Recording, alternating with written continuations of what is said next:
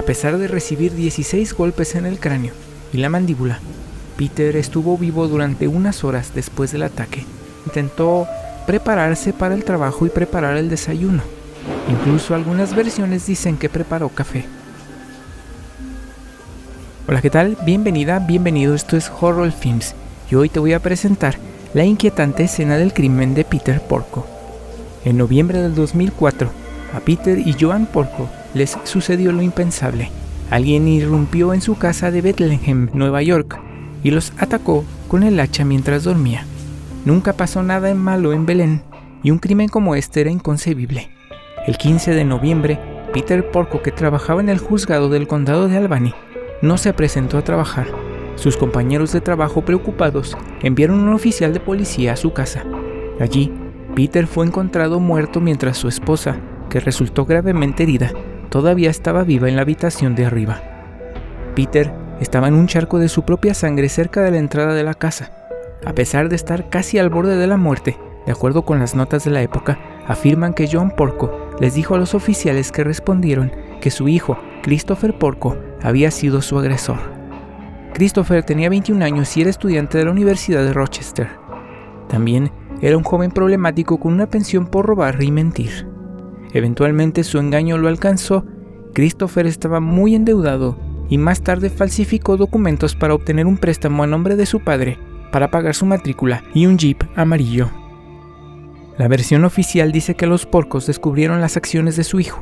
Ambos padres escribieron correos electrónicos a Christopher discutiendo sus preocupaciones. En el correo electrónico de Peter señaló que se vería obligado a presentar declaraciones juradas de falsificación si Christopher hacía un truco como ese nuevamente. Poco después, los Porcos fueron atacados. Lo más extraño es que Peter Porco no murió inmediatamente después de ser emboscado por el asaltante, que empuñaba un hacha. A pesar de recibir 16 golpes en el cráneo y la mandíbula, Peter estuvo vivo durante unas horas después del ataque. El médico forense del condado de Albany, el Dr. Jeffrey Hubbard, señaló que esto se debió a que no hay lesiones que sean fatales instantáneas o rápidamente. Así, Peter se levantó de la cama y procedió a comenzar su día, como si nada le hubiera pasado. Sin embargo, una gran cantidad de sangre se esparció por la casa, incluidas las paredes y las puertas. Peter intentó prepararse para el trabajo y preparar el desayuno. Incluso algunas versiones dicen que preparó café. Trató de empacar su almuerzo y le envió un cheque a su hijo, Christopher. Como resultado, la mayor parte de la cocina, incluidos los platos y el piso, estaba cubierto con la sangre de Peter. Es decir, se comportó como si nada le hubiera pasado a él o a su esposa. Quizás no se había dado cuenta de lo que le había ocurrido y estaba corriendo con adrenalina. En un momento, Peter se encerró fuera de su casa mientras agarraba el periódico. Pudo recordar la ubicación de la llave de repuesto y volvió a entrar. Eventualmente, Peter colapsó y murió.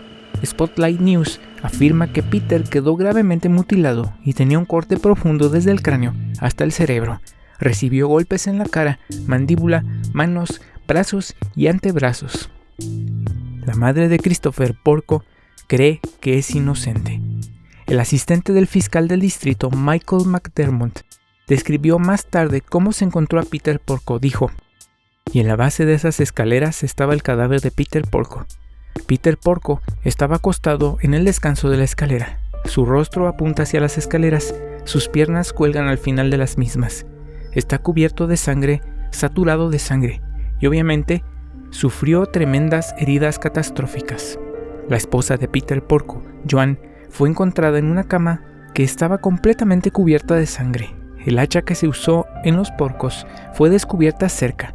Joan perdió su ojo izquierdo y sufrió múltiples fracturas en la cabeza.